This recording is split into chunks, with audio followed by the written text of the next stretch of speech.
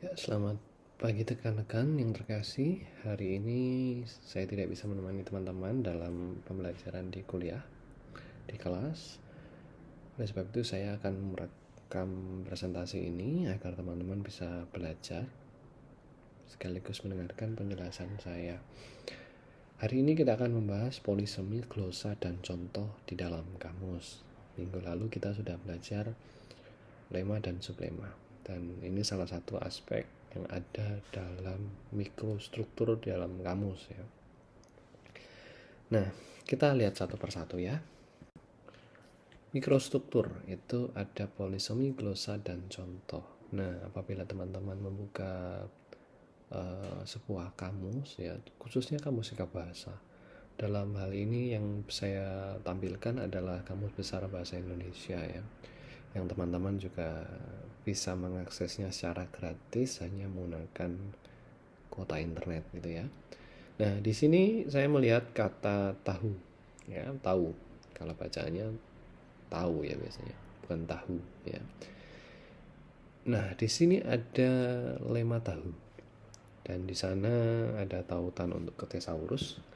Lalu ada mikrostrukturnya ya, diurutkan dari 1 sampai 7. Yang 1 mengerti, sesudah melihat ya. Kenal, mengindahkan, mengerti, pandai, insaf, dan pernah. Nah, di sana kita bisa lihat hubungan antara makrostruktur dan mikrostruktur. Makrostrukturnya 1, tahu. Namun dijelaskan dan dijabarkan dalam mikrostruktur menjadi 7 cabang ya. Nah, sebenarnya apa yang ada di sana? Di sana kita bisa lihat ada 3 aspek. Pertama, polisemi, glosa, dan contoh.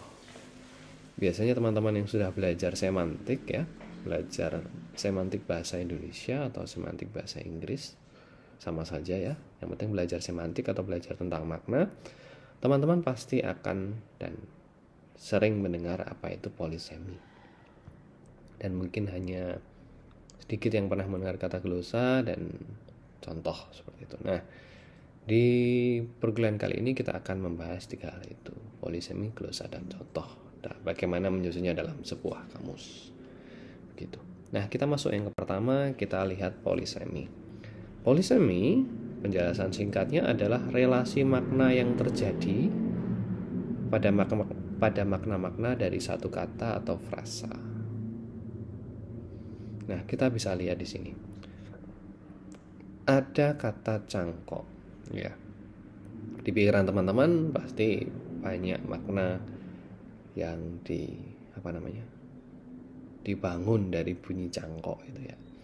Yang pertama, cabang yang dijadikan akar untuk ditanam.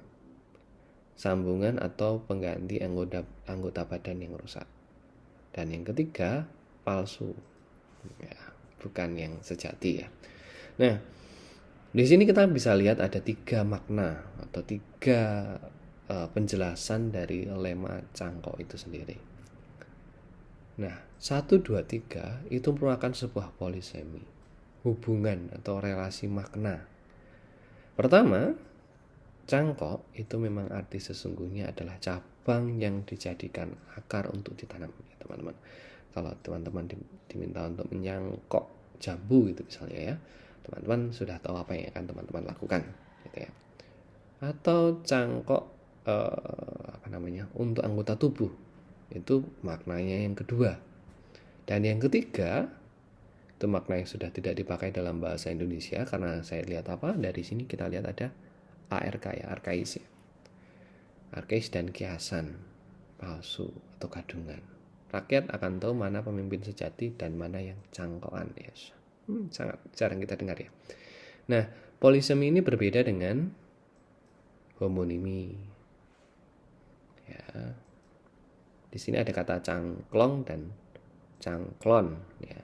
Eng dan en ini memang dalam bahasa lama itu sulit dibedakan, apalagi di bahasa daerah ya, di bahasa yang belum bahasa Indonesia gitu ya.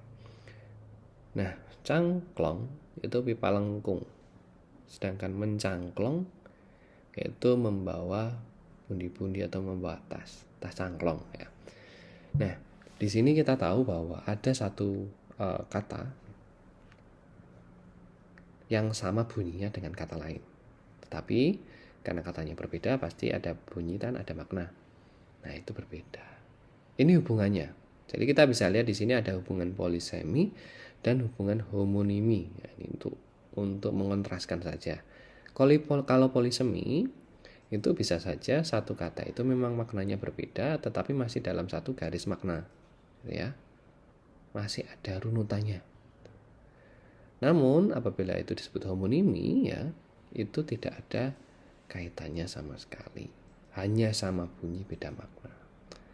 Apabila sama bunyi mirip makna, ya toh, ini biasanya karena perubahan disebabkan oleh pemakaian dalam kurun waktu yang lama, itu disebut polisemi.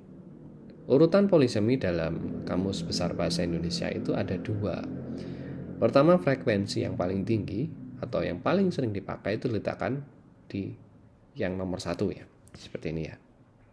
Misalnya dalam cangkok itu, ya, kita semuanya tahu paling sering pakai adalah cangkok itu, ya, cabangnya dijadikan akar untuk ditanam, gitu, ya.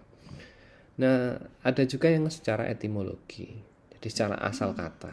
Misalnya kalau teman-teman searching kata galak, itu, ya, galak itu sering digunakan untuk manusia awal-awal akhir-akhir ini.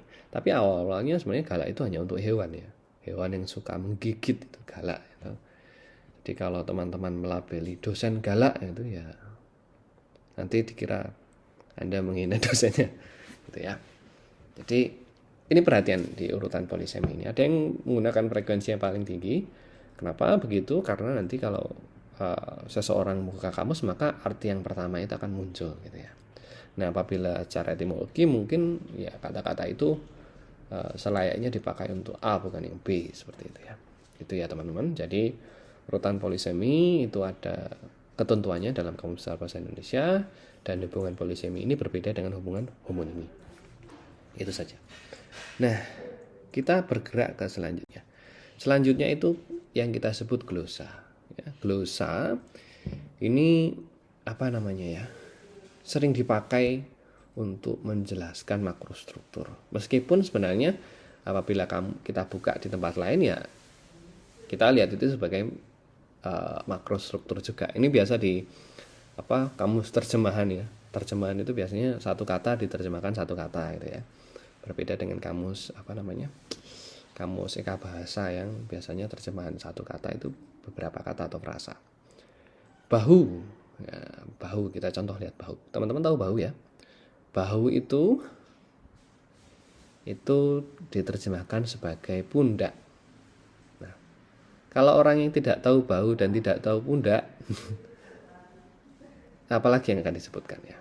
Nah, di dalam kurung itu diberikan yang kita sebut leksikografi sebut itu glosa. Jadi penjelasan yang ada di dalam kurung. Parafrasa, ya. Bahu itu pundak.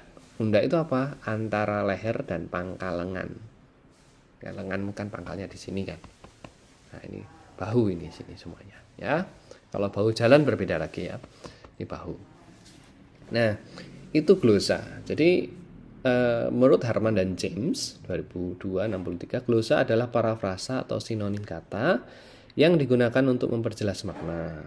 Dalam Kamus Eka Bahasa, glosa biasanya digunakan untuk melengkapi definisi yang singkat. Nah, tadi saya berikan contoh, itu definisinya singkat, ya. Bahu itu pundak. Ya, kalau nggak tahu bahu, nggak tahu pundak, gimana cara menjelaskan apa bahu? Ya, lokatif, ya, antara leher dan pangkal lengan, gitu. Ini bersifat pilihan.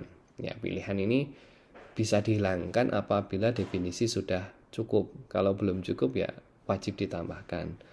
Nah, seperti ini memang akan menghabiskan banyak tenaga dan pikiran, ya, bagaimana kita bisa memparafrasa sebuah tempat, sebuah definisi dengan tepat, ya. Memang lebih mudah dicari sinonimnya. Tapi nanti sinonimnya juga akan membuat sulit apabila dibuka oleh penutur bahasa asing, ya. Penutur bahasa asing juga nggak tahu pundak itu mana. Mungkin kalau penutur bahasa Jawa tahu, gitu, ya.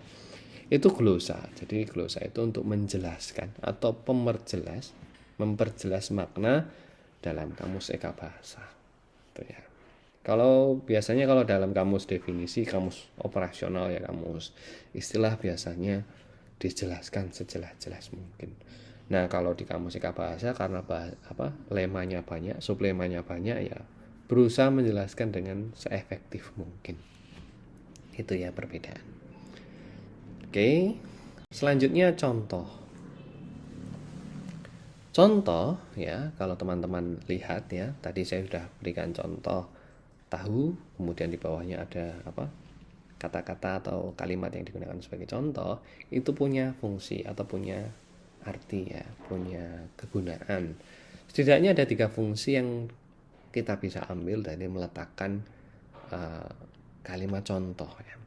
Yaitu pertama, sebagai bukti bahwa kata tersebut memang digunakan di masyarakat. Jadi kata itu nggak buat-buat ya, bukan kata-kata ciptaan teman-teman. Berbeda dengan kalau teman-teman pernah lihat di YouTube atau di berita itu, ada seseorang ya, saya lupa dia pendidikannya apa, tapi membuat kamus untuk beberapa perasaan-perasaan atau emosional orang yang belum dijelaskan ya. Teman-teman boleh cari itu aja deh. Nah itu perlu pendalaman gitu ya. Dan contohnya adalah sebuah definisinya adalah sebuah keadaan. Namun dalam contoh yang saya maksud ini ya contohnya adalah sebuah kalimat ya. Nah itu contohnya benar-benar otentik, benar-benar pernah digunakan oleh penuturnya. Nah yang kedua, sebagai petunjuk cara menggunakan kata tersebut ya, kata tersebut memang biasanya digunakan ya. Kalau digunakan, cara menggunakannya bagaimana? Nah itu diperjelas dalam contoh. Lalu untuk memperjelas makna yang disampaikan dalam definisi ya. Nanti kita lihat aja contohnya ada 3 itu ya, bukti bahwa benar-benar ada, petunjuk cara untuk menggunakan, dan memperjelas makna. Apabila tidak salah satunya tidak ya, yang penting contoh itu bisa sebagai bukti kata itu pernah digunakan ya. Kadang kan ada kata yang arkaik juga yang mungkin pada akhir-akhir ini tidak digunakan. Nah secara contoh setidaknya ada 5 ya yang saya ambil dari pedoman penyusunan kamus Eka Bahasa. Yang pertama natural. Natural artinya ya benar-benar pernah terjadi dan mungkin terjadi ya. Banyak kalimat itu tidak natural ya. Banyak peneliti itu biasanya menciptakan kalimat dan itu kurang baik. Kita lebih baik mengambil contoh kalimat itu dari yang kita sebut korpus. Apa itu korpus? Nanti teman-teman googling sendiri ya. Di sana bisa kita lihat penggunaan kamus, penggunaan kata yang akan dimasukkan ke dalam kamus. Bisa misalnya 5 kata ke kanan atau 5 kata ke kiri, dan itu penggunaannya bisa diperlihatkan dan mudah dipahami. Mudah dipahami ini mungkin kita pilih contoh kalimat yang dipakai di kehidupan sehari-hari, tidak kehidupan yang khusus ya. Kemudian tidak menyinggung perasaan. Nah banyak kamus-kamus itu berusaha untuk tidak menyinggung perasaan, meskipun kadang-kadang juga tetap ada yang tersinggung ya, meskipun kata itu benar-benar digunakan natural gitu ya. Ya namanya juga orang ya. Memperjelas makna. Kalau semakin tidak memperjelas makna atau memperjelas makna itu caranya gimana tuh Pak? Ya mungkin dengan penggunaan yang diberi titik-titik itu pembaca itu juga akan tahu sinonimnya apa itu, yang menggantikan apa. Oh berarti kata ini dekat dengan kata yang lain itu. Dan yang kelima pastinya sesuai dengan makna. Kalau tidak sesuai ya itu tidak bisa disebut contoh ya. Nah kita lihat contoh lema dan penjelasan yang mengandung contoh ini ya. Misalnya kata mandi. Kata mandi ya, mandi dalam bahasa Indonesia itu homonim yang pertama itu artinya membersihkan tubuh dengan air dan sabun ya. Glosanya dengan cara menyiramkan, merendamkan diri dalam air dan sebagainya ya. Bisa disemprotkan juga ya kan, mandi disemprotkan pakai selang itu juga bisa disebut mandi ya.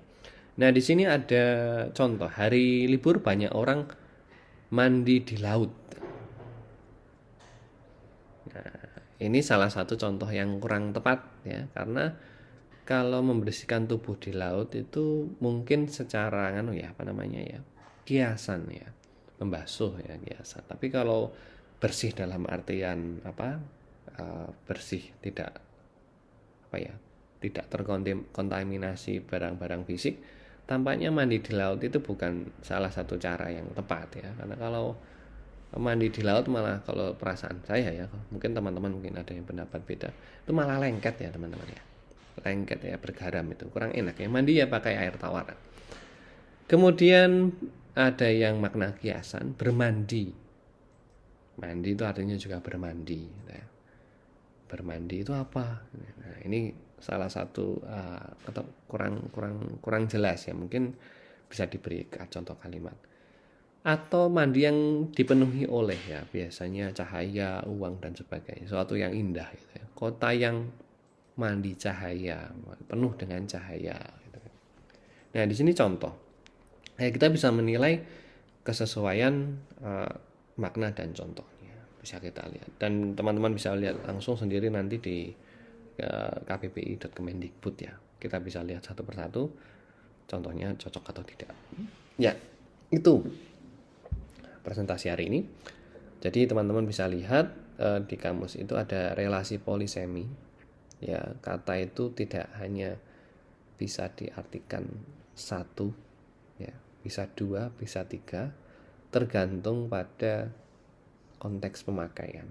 Nah, konteks pemakaian tersebut juga perlu dibantu dengan glosa. Glosa tersebut untuk memperjelas makna tiap-tiap bagian. Dan mungkin untuk pemakai yang membutuhkan penjelasan lebih, kita bisa memakai yang kita sebut contoh kalimat. Nah, contoh penggunaan kata tersebut atau penggunaan makrostruktur tersebut. Ya, itu saja penjelasan dari saya. Terima kasih atas perhatiannya. Semoga teman-teman dapat terbantu, tercerahkan dengan rekaman materi ini. Terima kasih. Nah, untuk sumber, saya menggunakan 3 sumber ini. Teman-teman bisa mengaksesnya ya, kecuali yang nomor pertama ya. Ini saya urutkan sebagai